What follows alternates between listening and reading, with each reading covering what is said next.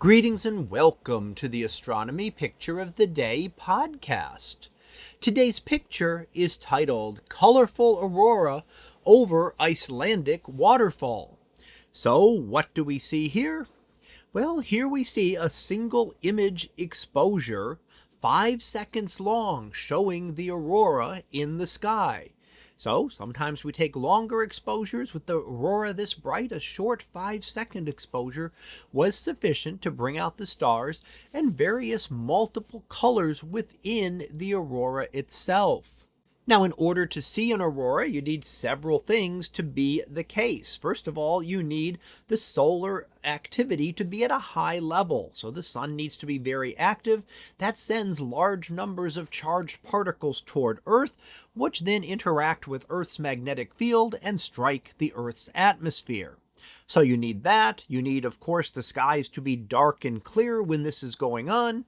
And you generally need to be at a relatively high latitude. And that's because the aurora are primarily visible in a ring around the magnetic poles of Earth. That is where they are going to be most visible. Now, that can be the northern hemisphere, as we see here from Iceland, or the southern hemisphere.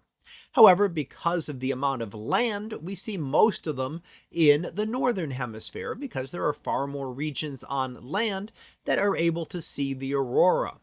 And that's what we see here with the various different colors that can be associated with an aurora. A primary green one is associated with oxygen atoms in Earth's upper atmosphere, which are excited by the solar particles and caused to glow. Higher up, we can sometimes see a red where the atmosphere is even thinner, and that is also caused by oxygen atoms. The bluer and pink colors that we see here are actually due to nitrogen in the atmosphere. So every element will give off different lines when it is excited, different colors of light, and what they are not only depends on the atom itself, but on the density of atoms around it.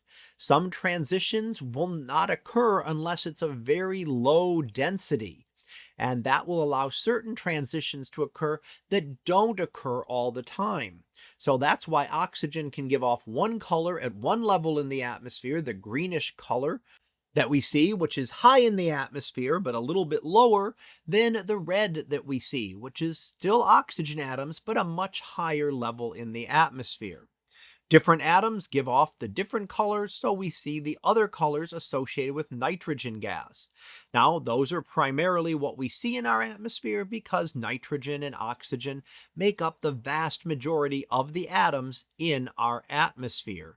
So everything else, there's other traces of things like carbon dioxide and water vapor, argon, but they are all at much lower levels, much lower percentages, and therefore we see most of the light from the two main components of Earth's atmosphere. So that was our picture of the day, titled Colorful Aurora over Icelandic Waterfall. We'll be back again tomorrow for the next picture. So until then, have a great day, everyone. And I will see you in class.